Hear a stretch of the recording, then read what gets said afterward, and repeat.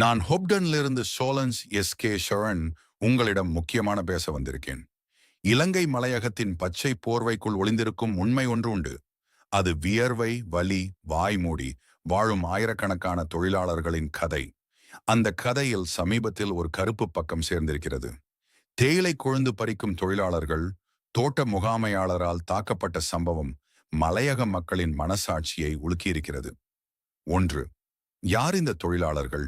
விடியும் முன்னே எழுந்து மழையிலும் வெயிலும் குனிந்து நிமிர்ந்து 1 கிலோ கொழுந்துக்கு வியர்வை விற்கும் மனிதர்கள் இவர்கள். இவர்களின் உழைப்பில்தான் இலங்கையின் தேயிலை உலகச் சந்தையில் சிலோன் டீ என்ற பெயரில் கம்பீரமாக நிற்கிறது. நாட்டின் அந்நிய செலாவணியில் கணிசமான பங்கு இவர்களின் கைகளில் இருந்து வருகிறது. ஆனால் இவர்களின் கையில் மிஞ்சுவது குறைந்த கூலி, மோசமான வாழ்விடம், நிரந்தரமற்ற பாதுகாப்பு. 2. தாக்குதல் என்பது வெறும் வன்முறை அல்ல. தொழிலாளரை தாக்குவது என்பது ஒரு தனிநபரின் உடலில் விழும் அடி மட்டுமல்ல. அது மலையக மக்களின் கூட்டு மானத்தில் விழும் அடி. ஒரு முகாமையாளர் என்பவர் நிர்வாகத்தின் பிரதிநிதி. அவர் சட்டத்தின் காவலராக, மனிதாபிமானத்தின் காவலராக இருக்க வேண்டும். அதற்கு பதிலாக அதிகாரத்தை வைத்து உடல் வன்முறையை கையாள்வது தொழிலாளரை அடிமையாக பார்க்கும் காலனித்துவ மனப்பான்மையின் தொடர்ச்சியே.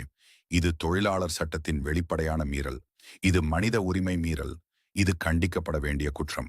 ஏன் இது மீண்டும் மீண்டும் நடக்கிறது? தொழிலாளர்களுக்கு தொழிற்சங்க பலமும் சட்ட விழிப்புணர்வும் குறைவு. குடியிருப்பு, வேலை, வருமானம் அனைத்தும் தோட்டத்தை சார்ந்திருப்பதால் அநீதியை கேள்வி கேட்க அஞ்சுகிறார்கள். இது போன்ற சம்பவங்கள் சரியாக விசாரிக்கப்பட்டு குற்றவாளிகள் தண்டிக்கப்படாத வரை மீண்டும் நடக்கும். சம்பவம் நடந்த தோட்டத்தில் சுயாதீன விசாரணை நடத்தி குற்றவாளி மீது கடும் நடவடிக்கை எடுக்க வேண்டும். தொழிலாளர்களுக்கு பாதுகாப்பான புகார் வழிமுறைகள், 24 மணி நேர உதவி எண் அமைக்கப்பட வேண்டும். முகாமையாளர்களுக்கு மனித உரிமை, தொழிலாளர் சட்டம் குறித்த பயிற்சி கட்டாயமாக்கப்பட வேண்டும். மலையக மக்கள், தொழிற்சங்கங்கள், சிவில் அமைப்புகள் அனைவரும் இந்த விவகாரத்தில் ஒன்றுபட்டு குரல் கொடுக்க வேண்டும். தேயிலை கொழுந்து மென்மையானது. அதை பறிக்கும் கைகளும் அவ்வளவு மென்மையாக நடத்தப்பட வேண்டியவை. ஒரு தொழிலாளியின் முதுகில் விழும் ஒவ்வொரு அடியும் இலங்கையின் நேர்மை, நீதி, மனிதாபிமானம் என்ற 3 முகத்திலும் விழும் அடி. மலையகம் வளர வேண்டும் என்றால் அதன் முதுகெலும்பான தொழிலாளர்கள் மரியாதையோடு வாழ வேண்டும்.